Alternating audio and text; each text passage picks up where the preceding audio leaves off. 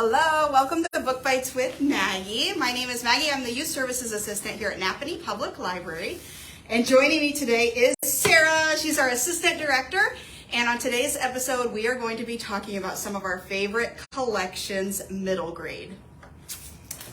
Are you excited? I'm so excited. This is super excited. Okay, so I think our biggest problem was narrowing down our titles.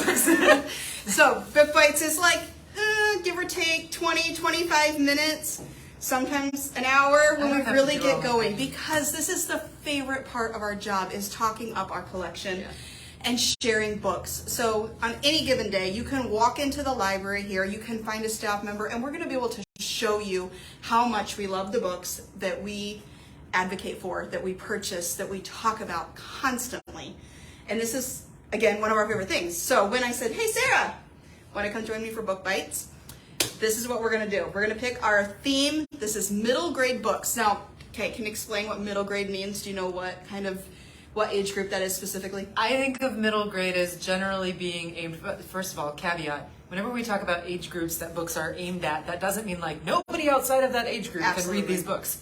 But when we're talking about it, it's in terms, we're thinking about the audience for the book, the primary audience, the person the author probably had in mind when they were writing the book. Or the character age. Or the character age, right? Yeah. And so middle grade, generally, I understand it to be aimed at ages 8 to 12-ish. Yeah. That's kind of the range in there. So think like upper elementary or early middle school, that kind of squishy gray area in there where you're not quite one thing and you're not quite the other thing yet. Yeah. Middle grade. So, and you can feel it. So like all these books, I think yours too, all of them are going to be found in the lower level of our library, our children's collection.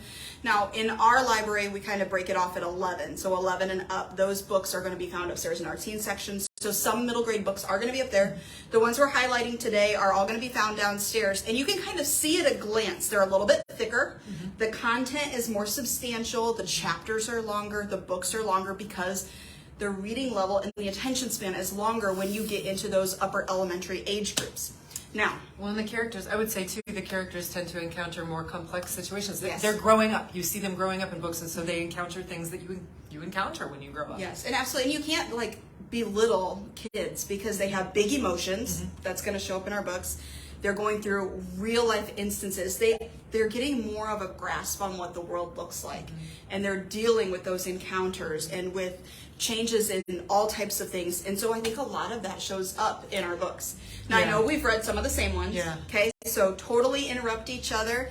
And if you haven't read any of mine, I'm going to see if I can get you to read one and vice versa. Okay. Okay, so it's like a little battle. Okay. Okay, are you ready? So for those of you who are watching live at home, or if you watch this episode later, if there's any books that pique your interest, please let us know in the comments. Send us a direct message. Come in and find us.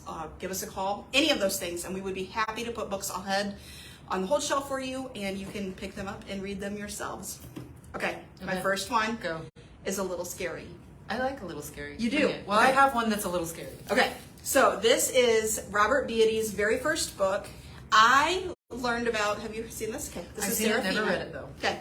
So I first came across it as a book trailer. Now a book trailer is much like a movie trailer where they're going to like try to sell you the book. Mm-hmm. So it's like a little commercial for a book. So I saw a book trailer for this, and I'm not even kidding you. I thought it was going to be a movie. It was so well done. Mm-hmm. Okay, it's published by Disney Hyperion. Mm-hmm. So fingers crossed that it becomes a book. It is probably the first children's book that gave me pause and made me want to quit reading. Oh. And now I love it. And I literally own all 4 books in this series. I own his 2 Willow books. So this is going to follow like historical fantasy. Okay. So Seraphina is the daughter of the maintenance man, and they live in the bottom of the Biltmore Estate in North Carolina. Have you ever been? No, it's on my list. Yes, mine too. I want to get there. So in the Blue Ridge Mountains, there's this massive, massive mansion. So if you have not familiarized yourself or know of the setting of this book, the Biltmore Estate, you're going to learn the context of it. It talks about the historical levels of like the workforce. Mm-hmm. So the maintenance man is going to be under the maids, and the maids are under the ladies' maids, and so forth. So there's all these different levels of the basement, and Seraphina, along with her dad, live secretly. Nobody knows they live in the basement, And so she gets kind of the run of the mansion in the middle of the night. Her dad calls her a mouser because she's so stealthy and so quiet and quick on her feet that she like catches the vermin that are living in the bottom of this mansion. Okay, so it's 1899, so you get that historical context. Not much is happening around the grounds of the mansion. It's still heavily, heavily wooded, not well traveled, but you have the expanse of the society of people coming into the Biltmore estate, and then a mystery happens.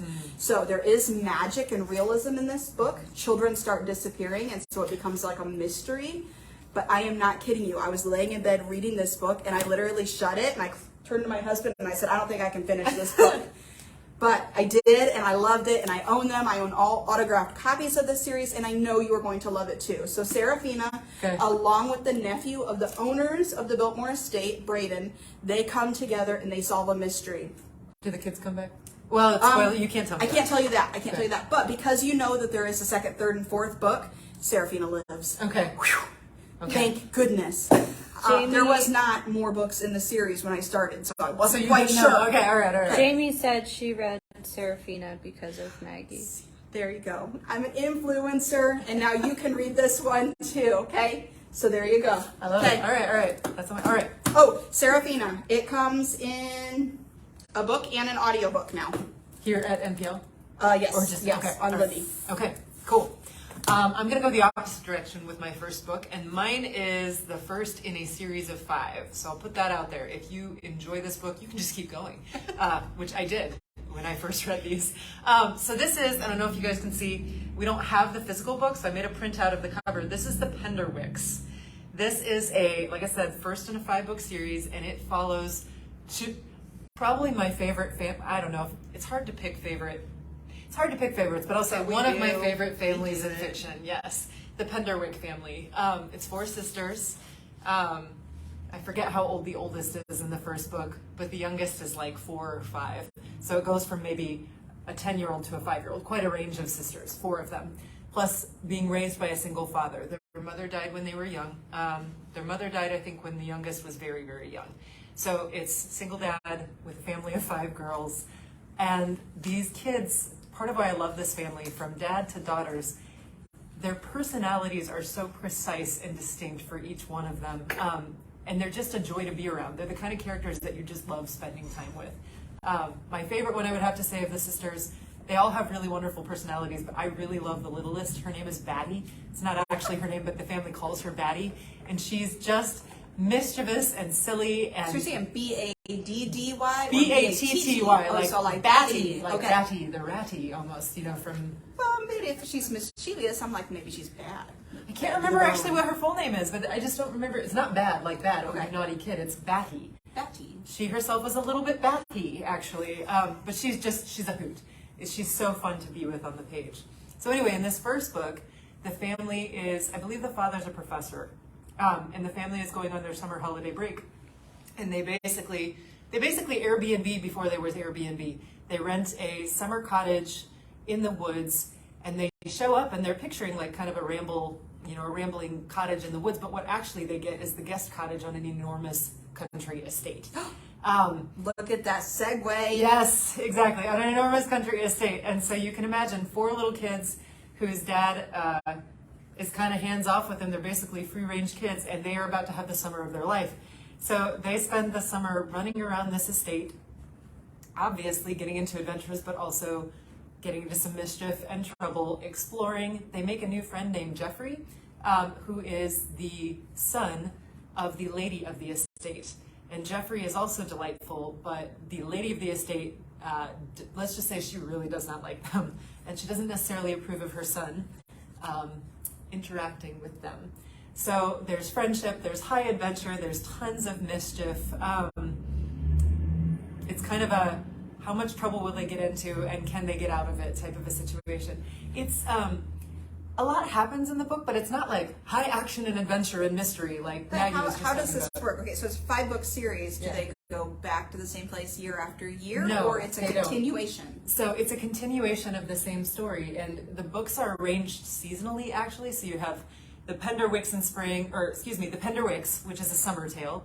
The Penderwix in spring is a spring tale, so there's seasonal aspects. But they're all at the same place? No. Okay. This one they happen to be spending the summer somewhere else. Jeffrey remains a character throughout the thread of the story. Like, he's a friend that they keep. Okay. And I think actually they maybe, don't quote me on this, but they may go back to the estate later on in the series. Okay.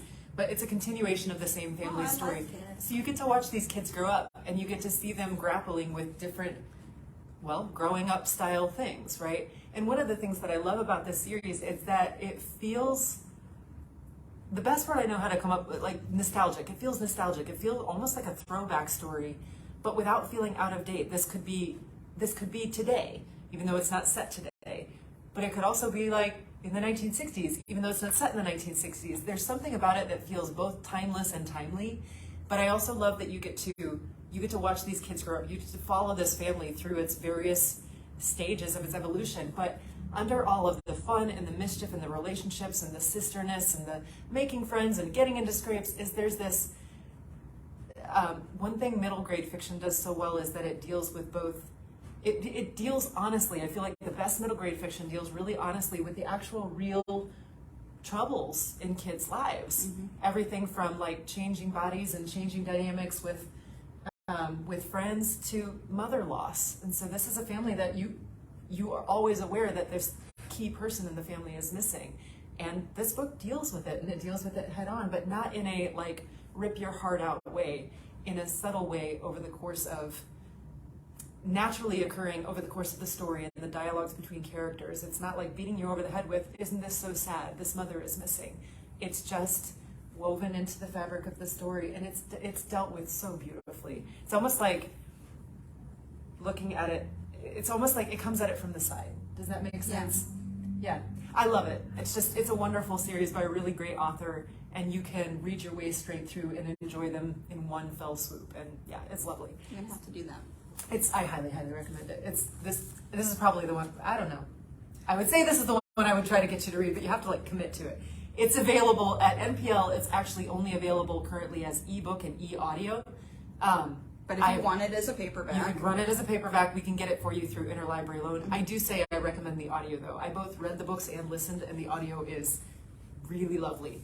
Batty, specifically, the little sister, is wonderful in audio. So the Penderwix. Okay, I almost feel like we knew what we were going to be talking about and mashed them up. Did we? No, I mean, I didn't. I didn't know what books. I knew you were doing Coyote. Okay. Okay. I knew one of yours. Because this book also deals with the loss of a family member. Yeah. Actually, 3. So in The Remarkable Journey of Coyote Sunrise, I know. I love this one too. I own this one too. Yeah. You would think that I didn't keep buying books, but I do. Okay, so in Coyote Sunrise, Coyote lives in a giant converted school bus along with her dad. They go by Rodeo. So Coyote and Rodeo, clearly those are not their real names. The premise of this book is they take off and they live full-time in this converted bus, and they crisscross the country back and forth. And they've been doing this for 5 years. Yeah. Yes, they just keep moving. Coyote is quote-unquote homeschooled, learning on her own, a very open, you said free range. She's a free range kid. Yes, she's a free range kid, like laissez-faire. Okay, so Coyote and her dad, 5 years in this bus, and they have no intention of going home because something tragic has happened. The backbone of this story takes place where they're missing 3 family members. The mom and Coyote's 2 sisters are killed in a car accident. In the midst of the grief that is still very, very strong throughout the book, Rodeo has no plans of going back home. They live out west. I feel like it's either like, do you remember, California, like someplace. I feel like the Mountain West. Yes. And so they're crisscrossing the country, and Coyote finds out that the park where her and her mom and her sisters like hid a keepsake box is being renovated. And that place of value is now up to being destroyed. And it's like one of the last things that she did with her family before they were killed in this car accident. So Coyote takes it upon herself that she is going to route her dad in any means possible back across the country to get back home so that she can save this box before it's destroyed. The emotions are so strong in this book, but you literally dive what feels like right into the middle of the story. because Coyote is so clearly visible in every single section of this book that everything from talking back to a gas station attendant about walking through the gas station barefoot to making friends at somebody at the slushy machine, finding somebody that's not well off and giving them solace in their bus. There is a revolving door of characters that come in and off the bus as they're crisscrossing the country, and you get so many remarkable like sub stories, side characters. Yes, side characters that add into the development of Coyote. She's like 6th grade. Does that sound about right? 5th grade, 6th grade. I was thinking she was 13 or 14 maybe. Yeah, and like so all these people are investing, and their stories are also building up the character that she's becoming, and all the stages of grief, and the people that are coming and going from the bus, they add to the storyline. They add to the character development. This kitty cat is going to be joining on the ride. So the problem is we've got a bus cat.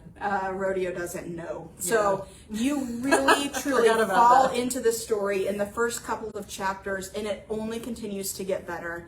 This is a story that's going to have a lot of trigger warnings. So just like some of your others that are dealing with death, there's some alcohol involved in this one. So it opens up the line of communication. So if you are yourself are reading it, great.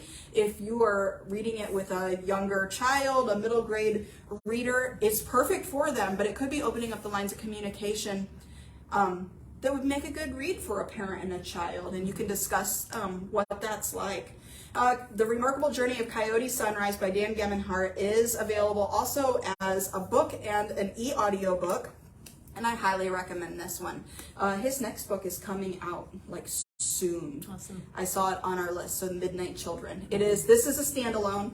I would assume the next one is too, but a fantastic author that is worth your while.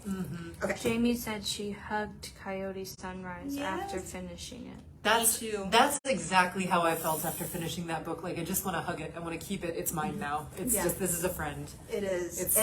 Like she's the type of character that like now every time you see somebody who's overlanding, that you're like, oh, she has a story. Like, oh, they get to live like Coyote and Rodeo. And like my daughter and I, we read this one, and like every time we go into a gas station, we have to check what flavors of slushy they have and if they have bananas available. So you know that you built in, the characters are still living in your head. They still exist someplace, and you're bound and determined to run into them, even though you know that they're a fictional character. And I would say too, one last thing about Coyote Sunrise is that's a really good example of how middle grade, it may be written with a younger audience in mind initially, but you could be 70 and see yourself in this book. You know, I feel like it's a book for across ages. So that's one of the things that middle grade does really well. I'm not gonna go to my next one. I'm gonna veer us away from realistic fiction. Okay. And skip down my pile just a little bit to The Wild Robot. Have you read this? I haven't, but we did a book club on it, and it really intrigued me. I love The Wild Robot. So this is fantasy. It's the first book in a duology. There's 2 of them. There's The Wild Robot and The Wild Robot Escapes. I read this for the first time a few years ago, maybe 4 years ago, something like that, not long after it came out. I've heard this described as Wall-E, if you remember the movie Wall-E. Oh, yeah. Wall-E meets Hatchet.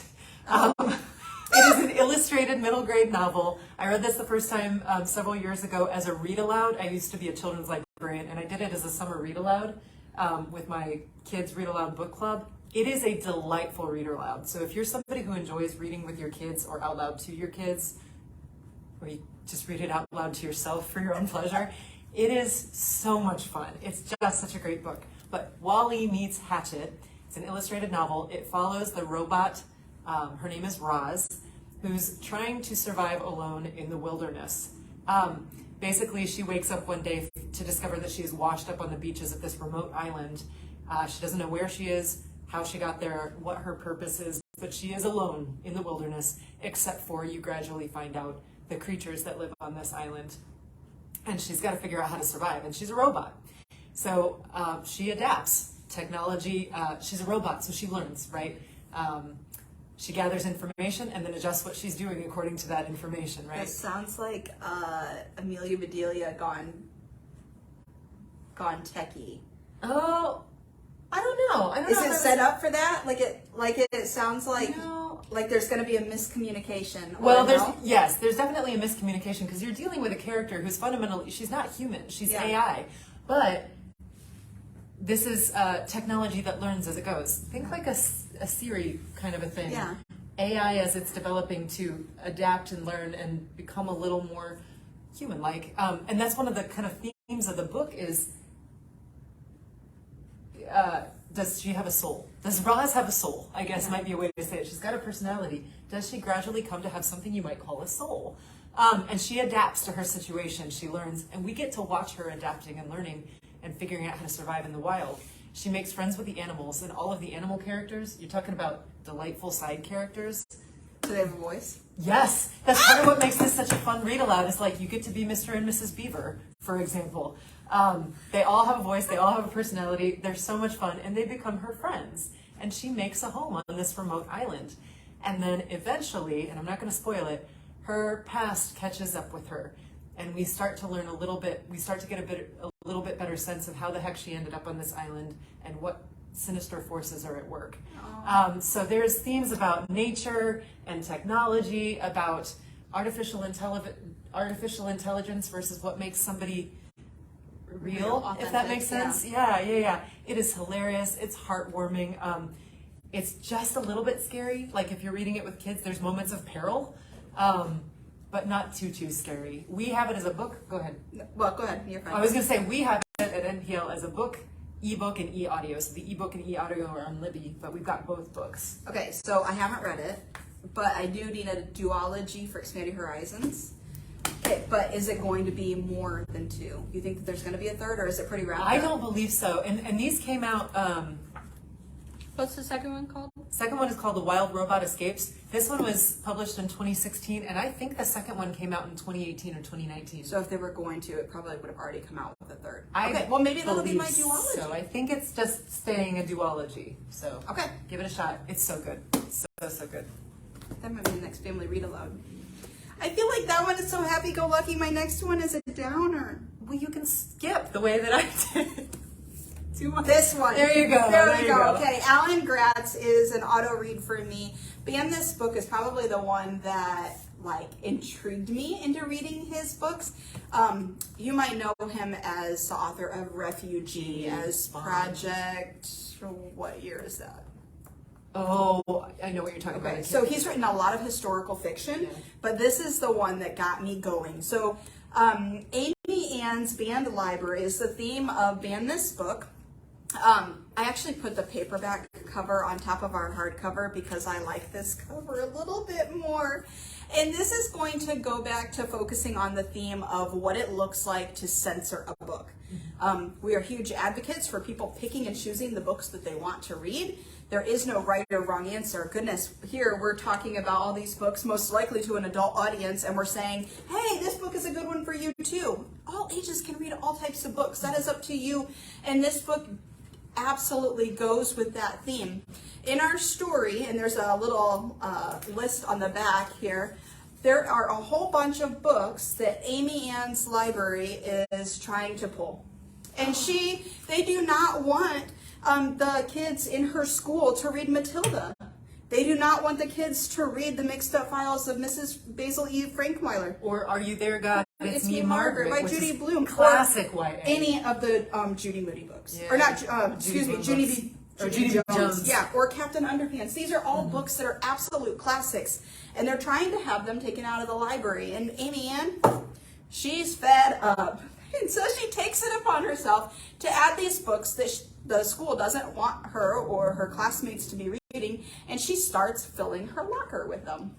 So who needs a locker for your gym shoes and all your art supplies and everything? She's going to fill her books. Yes, just for banned books. So she's taking them, and people start finding out that she's got these books that nobody's supposed to read. Well, just like every other child, you tell somebody not to do something, they're going to want to do it. And in the same premise is going to happen in our book here, Ban This Book, because Amy Ann's going to start lending out these books, and the books that nobody wants them to read are the books that everybody wants to read. It is a fantastic story about sharing that you are never too young to go against censorship. It is a very fast-paced book, and you know that the friends that Amy Ann is making because of this book sharing are going to be lifelong friendships. So just like we can like sit here and talk about books and how they've impacted us in a smart way, you get to see that from a child's perspective. So I can't remember how old Amy Ann is in this book, but I feel like she's like schoolers? maybe. I haven't read this one, but I know something about it. Let's see if it says. I don't see anything really standing out to me what grade. I feel like it's probably like 5th grade, 6th grade, appropriate for elementary school. So I would say probably 5th grade or 6th grade, depending on like how old they are in those grades. But this is an excellent one. And this book we have available is paperback.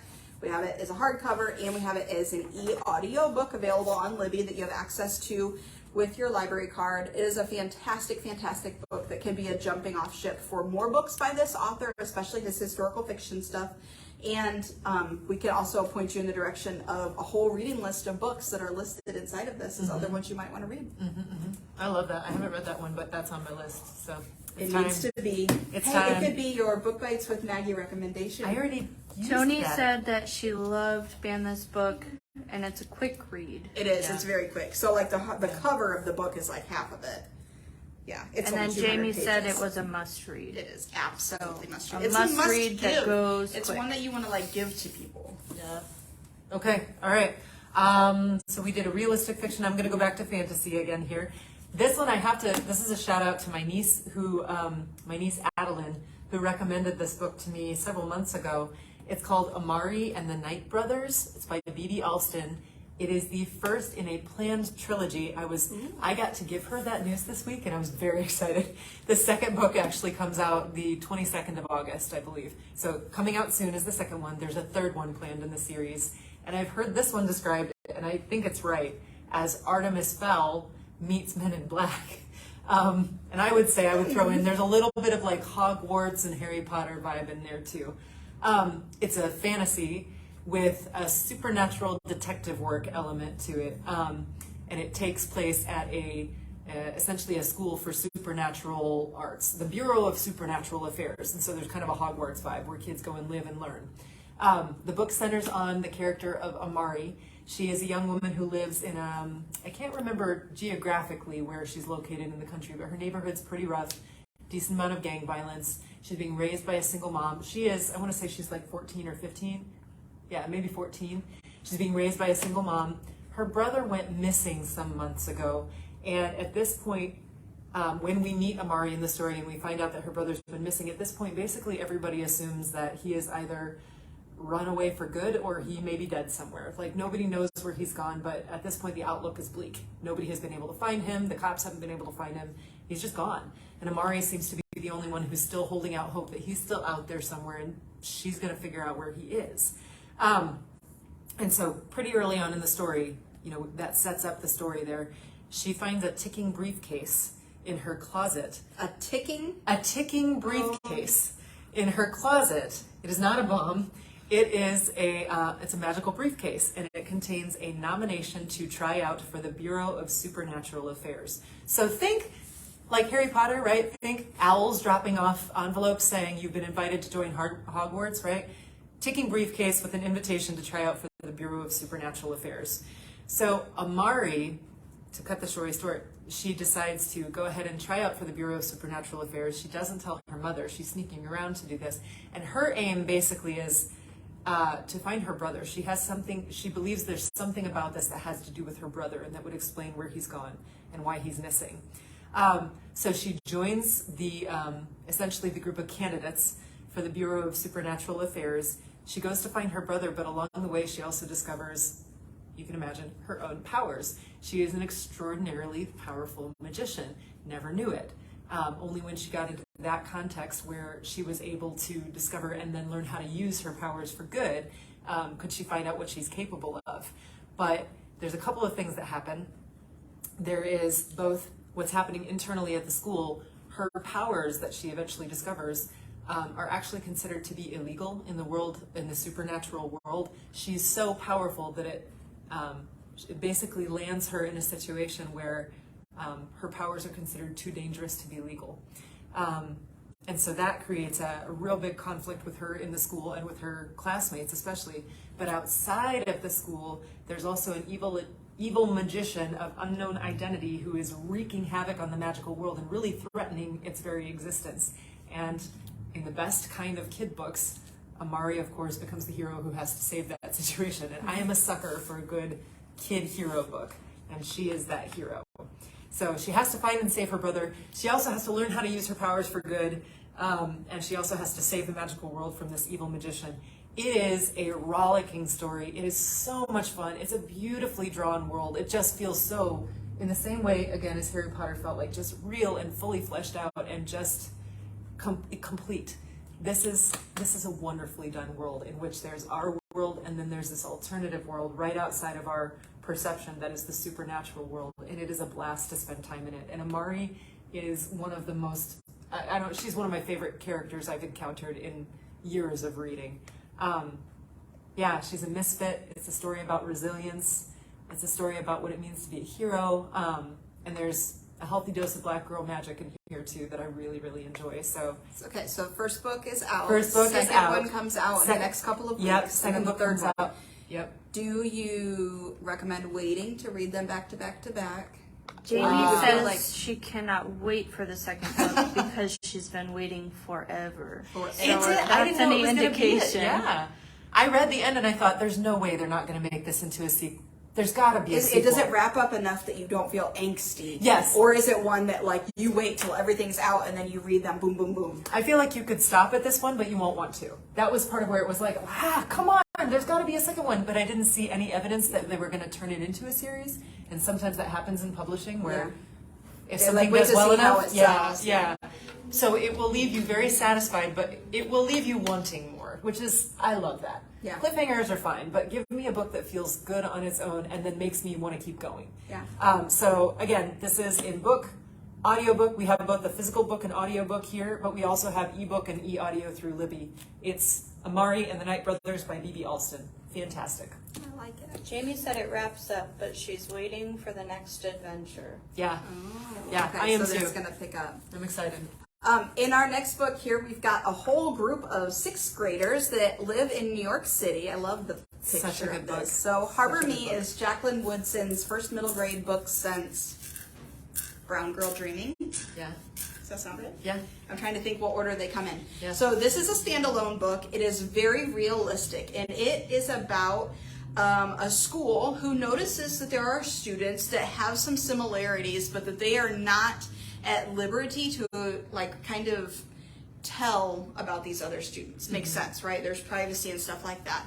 What the school does is absolutely amazing. They give these students a room all to themselves, and that they give the kids, these 6 students, they give them a chance to sit there and to connect and build friendships all on their own with no adults interfering. No structured activities. Absolutely nothing. So they just give them the proximity they need to share and to learn from one another.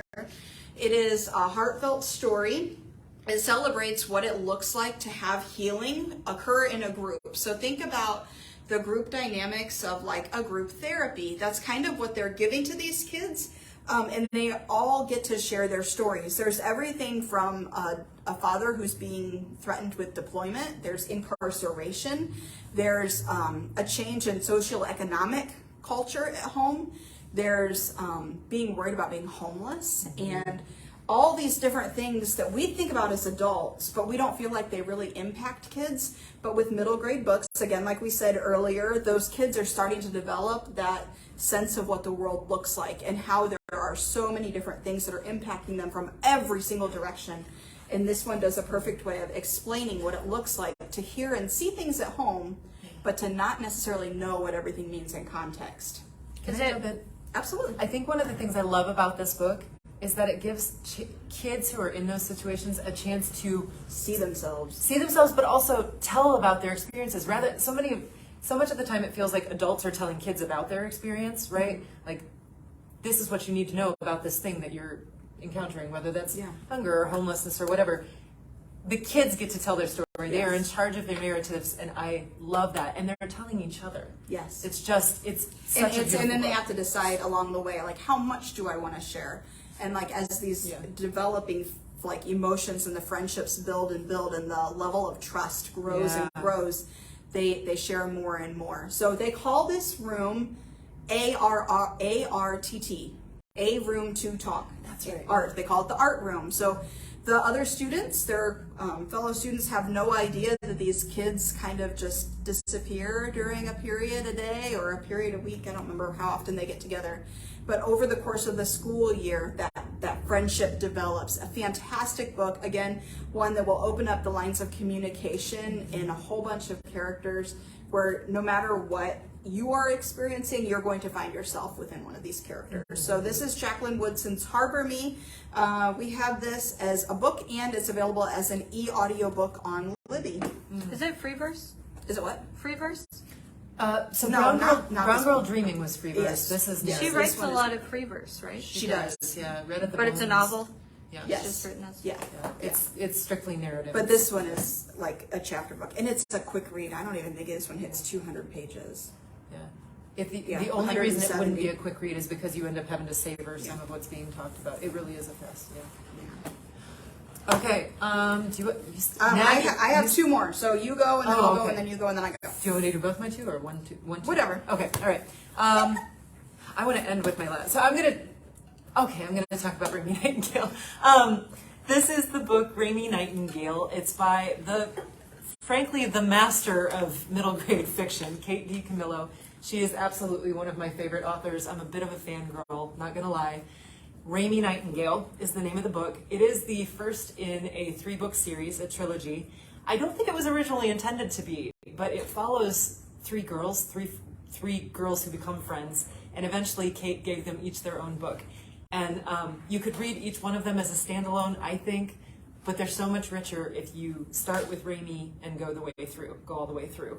So Remy Nightingale, the book follows these 3 girls, Remy Nightingale, Louisiana Elefante, and Beverly Topinski, who are all determined to enter and win the Little Miss Central Florida Tire Pageant. It's basically, it's not a beauty pageant. It's think about like a little kid, a kitty contest or something like that. Yeah, for young girls. Oh boy, we're going a really long time. Okay, all right, Remy Nightingale. So they're all determined to win the Little Miss Florida Central Tiger Pageant. They all have their own individual motivations. They all have their own high stakes for being in this pageant and what they want to get out of it and why they want to win. In Remy's case, it's because her dad left. He specifically ran off with a dental hygienist.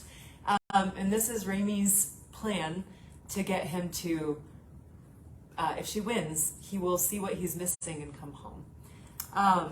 Which actually, just saying that breaks my heart when I remember that. But her other friends are going into it for different reasons. Louisiana's from a performing family and she's in it for the prize money, and Beverly Topinski is in it to ruin the contest. So there's some real conflicts there, and very, very funny. So the book, it's one of those quiet books. It's not that nothing happens. It's not high action and adventure. It's a relationship book. But throughout the story, you get to watch them training for the pageant, learning different skills, trying baton twirling, for example. It's pretty funny. But you also get to watch them becoming friends, and each one of them has, for various reasons, hard lives, right? Hard things in their life that they are struggling to come to terms with. So it deals with some hard questions in the most humorous way. That's very Kate DiCamillo. It deals with some hard questions about family and belonging and friendship and worthiness, right? It's bittersweet, it's funny, it's beautiful. There's nobody who does this better than Kate DiCamillo, I think, except for maybe Jason Reynolds or Jacqueline Woodson. First in the trilogy, we have it as the book, and then we have it in ebook and e-audio, and I believe that's the same for all 3 books. So it's Remy Nightingale, but then there's also the Louisiana book, and then there's Beverly's book that comes after. It's a great series. Do you know how many times I've shelved that, and I don't even think I realized that they all went together? Oh, they all go together? Because they don't necessarily have to. You could read them as You could read standalones. Remy and stop. You could read Louisiana and stop. And you could read Beverly and stop, but it's so much richer if you follow their friendship as it develops. Yeah. And you'll miss a little bit of context if you don't start here. Yeah. Yeah. Okay. So have I already shared this one on Book Bites? I know I've shared this one. Okay, Born Behind Bars, just to give you a little caveat. This one spoke the most to me because I had read a previous adult novel I am having like moments Time of remembering like it. yes, like I feel like I've already talked about it. So in A House Without Windows, I read that one a couple of years ago. That one is the one that got me on to understanding more about what a female prison looks like in another culture. In that one talks about from the mother's standpoint of what it looks like to be in jail with your children. That takes place in Afghanistan. This one's going to take place in India. And Born Behind Bars, you get the title right there, is going to help you to really jump in and understand what it is like in an Indian prison. Our main character is Kabar. He is born in prison. He has no understanding and doesn't he has no memory. He's never existed outside of jail. He has grown up in jail with his mother, who is wrongly accused of a crime in India. She is not able to advocate for herself, and so her child is born in jail. The father has no idea that he even exists. And a new warden comes in, and he's like 11 years old, and all of a sudden decides, you're too old to live in this women's jail with your mother, out you go. And with very, very little understanding of what the real world looks like outside of the little bit of academia he got from his jail prison teacher, he is set free. Wow. And he is on his own. And luckily, a friend who is also out kind of living on the streets takes him under her wing. Her name is Ronnie, and together they kind of defy the odds. And there's people after him. Somebody tries to claim Kabir as being his long-lost nephew. That is totally false. He tries to get away from this uncle who has ill intent, and they're trying to find a place in this world where nobody knows they exist, let alone is trying to fight and advocate for them. This book absolutely broke my heart. Do not pick it up if you were looking for a light read, but it totally puts you into a new perspective. Unlike living in America, other countries have all different types of storylines, and books can often help you to see a window into what that looks like. So this is, again, Born Behind Bars, and I'm going to totally not say the author's name right. Padma Venkataraman. I'm not sure. It is a debut novel, and I hope I don't ruin her name too bad. It is a fantastic book, and I hope that you take a chance to read Born Behind Bars. I know that we personally as a staff have shared this book with fifth graders at a local school, and they too absolutely loved it. So it is one that is very poignant. It's going to open up conversation, and it is a great book to read. We have this as a book, and it's also available now as an e-audio book.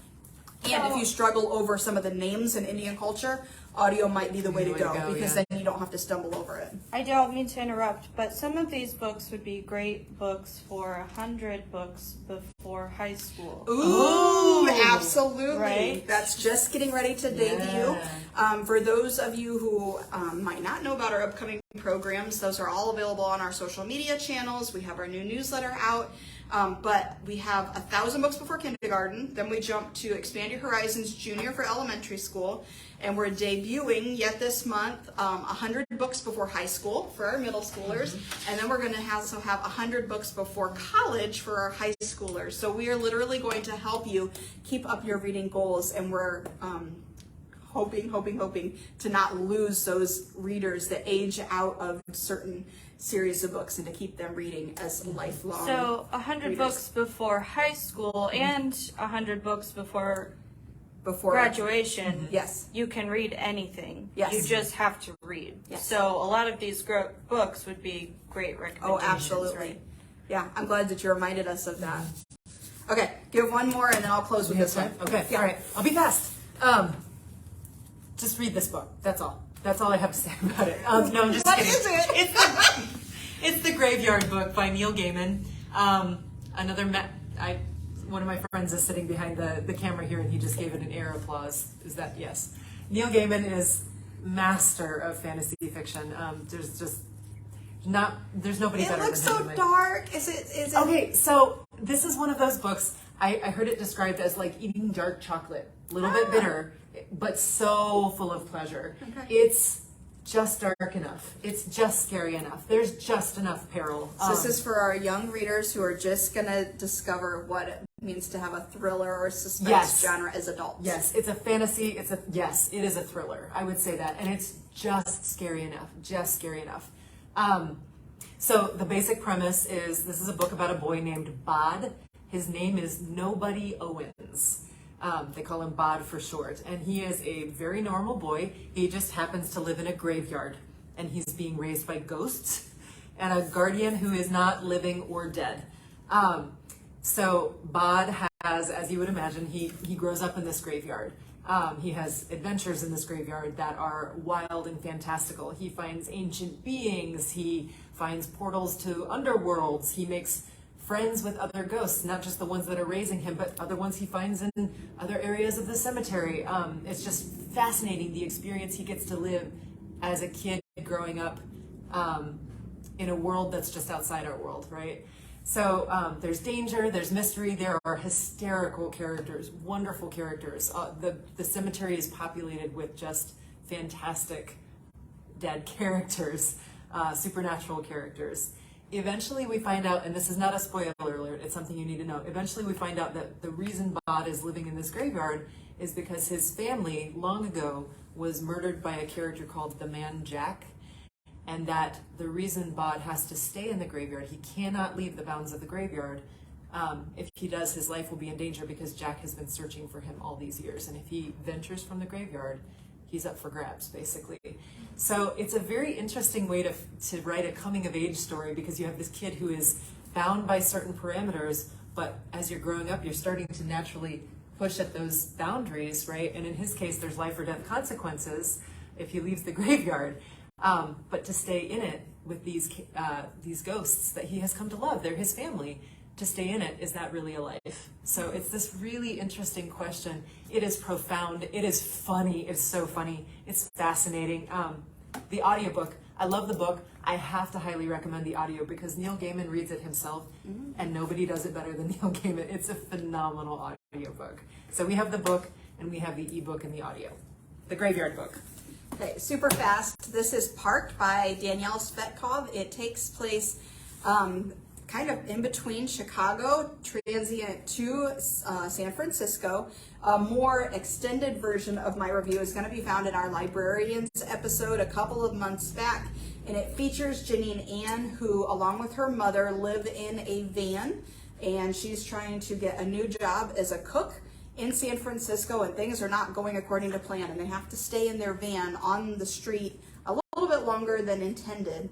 And Janine Ann is trying to navigate what it looks like to be quote-unquote homeless, to be raising herself while her mom is trying to get actual work, and the friendship that she develops from the boy who lives in the house on the street where her van is parked. So fantastic book. This one here is Parked by Danielle Svetkov, and we also have this one is multiple different genres. So there you go. Thank you for joining us so much for Book Bites. This episode has been a little bit long, but we are content heavy with so many great titles. We just really love middle grade. We do. We really love middle grade. On our next episode, we're going to be featuring books. I don't remember what we called it. Giving Back. And it talks about everything from giving back something that you can do, a hobby. It could be philanthropy work, all kinds of different things. So our theme is going to be giving back, and that's very wide open, and we hope that you will join us for our next episode of Book Bites. If any of these books caught your interest, let us know. We'd be happy to get them aside for you, and we will have a full list in the comments for you to browse over. And I should say, mine are actually going to go straight out on a display. I've got yeah. the staff picks display this month, and mine is entirely young adult and middle grade books, and these are all going to go out there. So if you It'll be easy to grab. wanted one of these books, it will be right out by the front door. Perfect. Thank you so much for joining us. We'll see you next time.